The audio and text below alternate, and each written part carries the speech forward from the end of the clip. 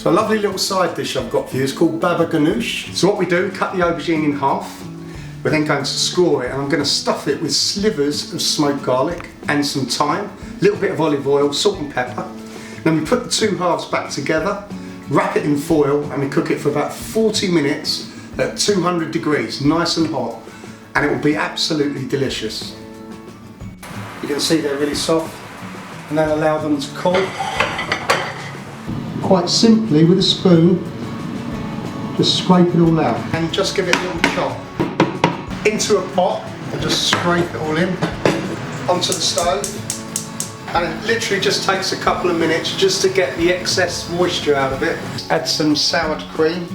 If you haven't got sour cream, creme fraiche is okay. Just want a large spoonful, bit of stir.